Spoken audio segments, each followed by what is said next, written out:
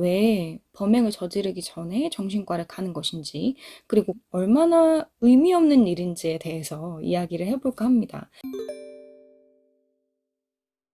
안녕하세요, 여러분. 저는 조금 다른 환경에 와 있죠? 지금 연구실에 나와 있습니다. 그래서 잠시 강의를 하기 전에 제가 한참 바빠가지고 영상을 잘 올리지 못했어요.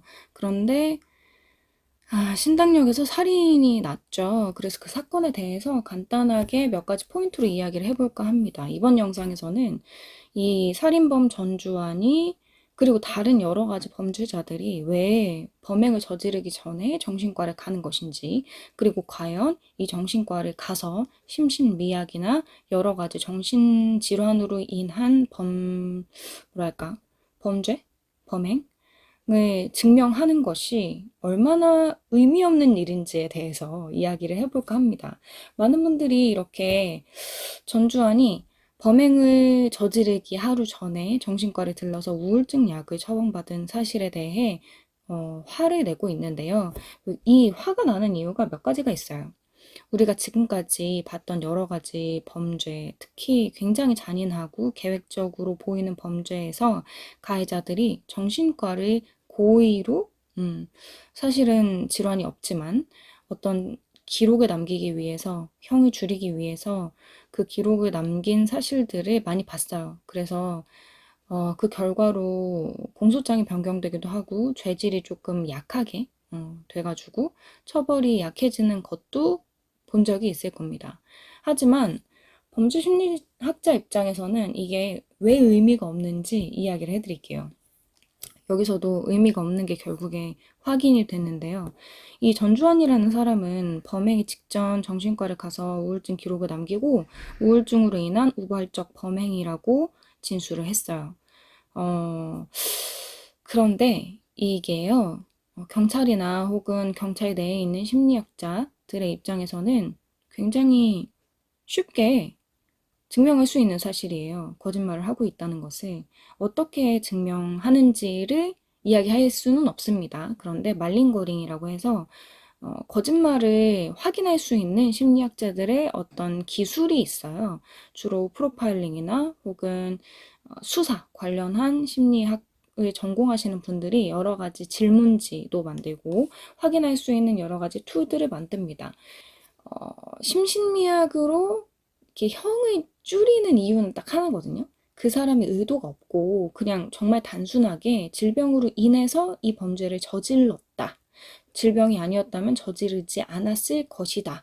라는 것을 증명하기 위함입니다. 예를 들면 이런 거예요. 진짜 환시가 보여요. 그래서 어떤 사람이 나를 칼로 찌르려고 해. 그래서 그 사람을 놀래서 밀다가 그 사람을 차도로 밀어서 사망하게 만들었어요. 그런데 이 사람이 거의 한 1년 동안 이런 여러 가지 증상으로 인해서 치료를 받았고, 그것을 경찰서로 불러서 진술을 하는 과정에서 심리학자가 확인을 했다고 칩시다. 그러면 이 사람은 그 사람이 날 죽이려고 했기 때문에 정당방위로서 날 지키기 위해서 그 사람을 밀었다라는 것이 사실인 거예요. 그렇기 때문에 인정이 되는 거죠, 심신미약.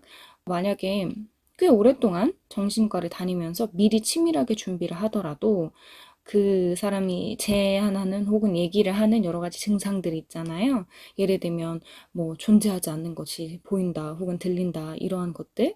그런데 이런 경우는 아닙니다. 왜 아니냐? 치밀하게 준비를 했다는 걸 증명할 수 있는 단서들이 너무 많아요. 첫 번째는 가기 전에 일단 점퍼 자체를 양면이 색깔이 다른 옷을 입고 갔습니다. 그리고 범행을 저지르고 나서 점퍼를 바꿔서 입었어요. 다른 색깔로 보이게. 이 말인즉 계획적이고 철두철미하게 수사망을 도망가기 위해서 준비했다는 걸 증명할 수 있겠죠.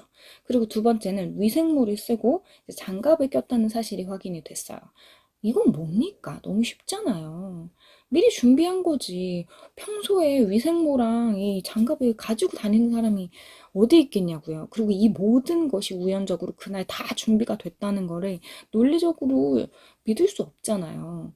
그리고 세 번째는 자기 휴대폰에 GPS 교란을 위해서 어떤 어플리케이션을 설치를 했던 것. 그리고 피해자의 정보를 미리 준비했던 거, 뭐 탐색도 해보고 이전 직장에서. 그리고 그 피해자의 과거 거주지를 2번이나 찾아갔던 거 등등이 그 사람에게 위해를 가할 계획을 세우고 있다라는 것을 믿기에 더 타당한 여러 가지 단서들이 되죠. 그래서 결국에 경찰은 살인에서 보복살인으로 변경을 했고요. 훨씬 더 형량이 높아질 것으로 예상이 됩니다. 다행이죠. 굉장히 공공 장소에서 이런 일이 일어났다는 것에 대해 많은 분들이 화가 나고 충격이었을 것이라고 생각합니다. 저는 처음에 이 사건이 딱 나자마자 난 기사를 보고 묻지마 살인인 줄 알았어요. 그런데 여러 가지 정보들을 확인해 보니 스토킹으로 인한 보복살인이 분명하더라고요. 그래서 다음 영상에서는요, 제가 만났던 여러 스토킹 혹은 데이트 폭력 피해자들을 만나면서 이 사건과 관련해서 느꼈던, 꼭 이야기하고 싶었던 내용들이 있거든요. 그래서 그 내용에 대해서 이야기를 해보도록 하겠습니다. 그럼 다음 영상.